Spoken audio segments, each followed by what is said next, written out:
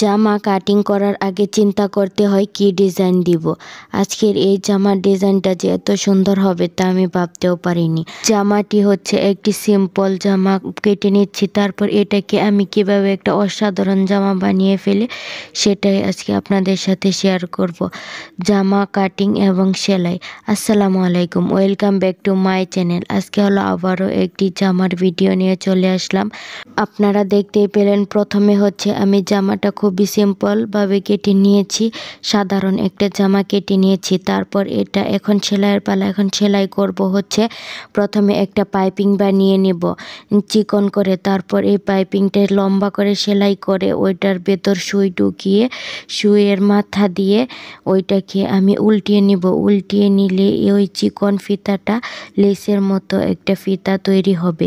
এই চিকন ফিতা দিয়ে এখন আমি ডিজাইন করব। এই যে এখন এখানে কতগুলো ফিতা তৈরি হয়ে গেছে। এখন এই ফিতাগুলো দিয়ে আমি গলার ডিজাইন তৈরি করব। গলায় আমি প্রথমে ডিজাইন তৈরি করে নিচ্ছি। প্রথমে একটা গোল করে ডিজাইন করে নিচ্ছি, গোল করে দিয়ে নিয়েছি। তারপর ওইটার ঠিক হাফ ইঞ্চি বাদে আবার বারবার এরকম করে দিয়ে নিয়েছি। তারপর এই যে গলাটা এখন আমার এটা কমপ্লিট হয়ে গেছে। এখন গলাটা চাপ সেলাই দিয়ে তারপর ওই জামার সাথে বসিয়ে দিব। উল্টো করে চাপ সেলাই দিলেই এখন গলার ডিজাইনটা তৈরি হয়ে যাবে। এই যে এখন দেখুন তো গলার ডিজাইনটা কেমন হয়েছে আমার। এখন হচ্ছে পেছনেরটা আমি প্রথমে করে নিয়েছিলাম, তাই পেছনেরটা সাধারণ গলা দিয়েছি, তাই দেখানোর আর কিছু নেই। তারপর হচ্ছে আমি নিচে ডিজাইন করে নিব। নিচেও সেম একইভাবে আমি একটা একটা করে লাগিয়ে নিয়েছি, পাইপিংগুলো লাগিয়ে নিচ্ছি।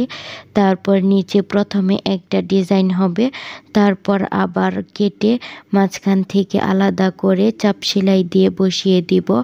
এই যে এখন দেখুন তো আমার নিচে ডিজাইনটা কেমন হয়েছে। তারপর আবার এই ডিজাইনের ঠিক উপরে 3 ইঞ্চি বাদে আরেকটা ডিজাইন করে নিব। সেম একইভাবে আরেকটা লাগিয়ে নিব। এই যে এখন হচ্ছে আরেকটা লাগিয়ে নিচ্ছি, সেম একইভাবে আরেকটা লাগিয়ে নিয়েছি। এই যে এখন আমার সামনের পার্টের ডিজাইনটা কেমন হয়েছে, গলা, হাতা এবং সামনে সব কিছুই একই সেম এক রেখেছি। মা এবং সেলোয়ার দুটো একসাথে কে কে দেখতে চান অবশ্যই কমেন্ট করে জানাবেন। আল্লাহ হাফেজ।